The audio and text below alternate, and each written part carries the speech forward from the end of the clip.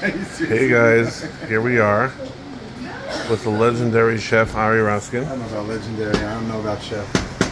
What are we making tonight? Making good old-fashioned pasta here in Trout Lake, northern Quebec. Very exciting. So, can we analyze the pot? Sure. See what fancy chefs do? What do you want to see? Some crushed tomatoes, some basil, some whole garlic cloves because I'm lazy to cut them. And yeah, looking very. Tomatoes are fresh or you can? These are all canned. All canned. It's a lazy person's pasta. Gotcha. And how long would it take to make this? This will simmer probably for about 15 minutes. And then I'll finish it with some cream or some butter, depending on what mood we're in. That should be done. What mood are we in now? I think we're going to go cream tonight because that's what everyone wants. Gotcha. Yeah, we're doing cream, right? We're doing cream, yeah. I never did a cooking show, so I don't know what the question I'm supposed to be asking. I don't know. All right.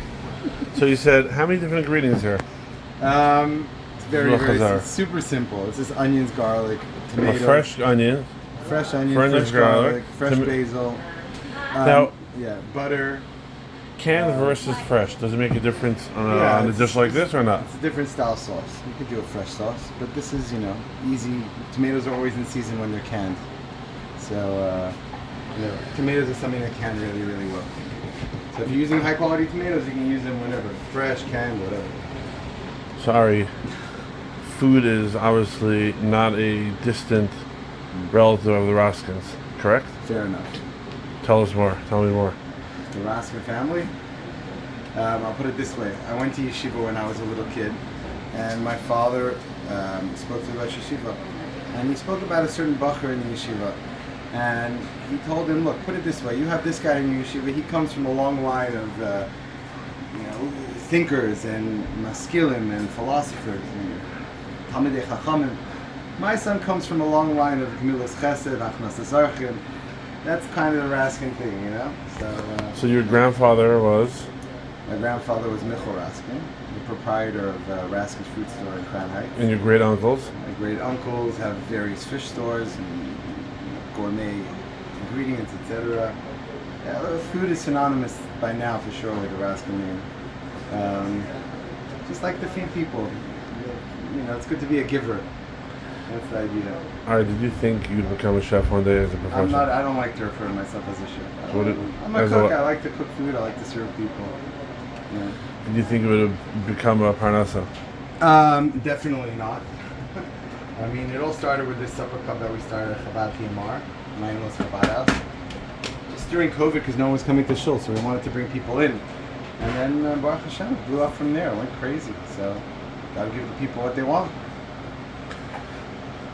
So you started a supper club as like a chesed thing, not as business. It was more of a mitzvah kashrus, like in the Chabad house, So no one was coming to shul, so we decided, there's a massive industrial kitchen there. It's laying waste and doing nothing, so we might as well do something with it. So we put together a menu, 4-item menu every 5 weeks, a different menu every single time, and people would, pre-order all their food, and they would schedule pickup slots because COVID you can't really do. People came in and left, but at least it gave us a chance to speak with them, put on film with them, give them some tasty kosher food, and it blew up to everyone, not only fried people. So this how long ago? 2 years ago? 3 years ago? I started probably almost 3 years ago, I think. Wow. So now you became a typical caterer? What's your... Yeah, I mean...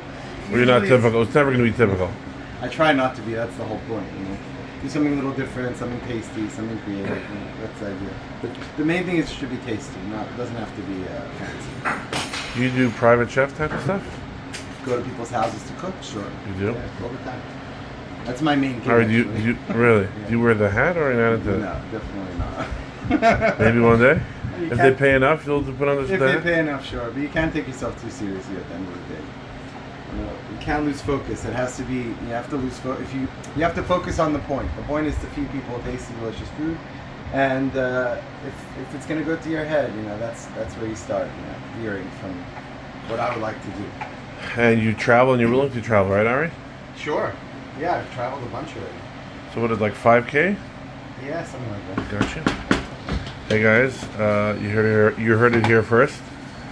This is actually the first interview, right? Ari? For sure, yeah. First interview. First live interview, yeah. Beginning of many. Nice. Ari usually has a fancier kitchen. This is a country style. You bet. This is all country cooking. Simple, easy at its best. So what could you tell the simple folk who are not as sophisticated? Top 3 tips for cooking. That's a good question. It's putting me on the spot right there. Oh yeah, the whole thing's on the spot. I know. Top 3 tips for the regular number folk. one, always have a good wooden spoon.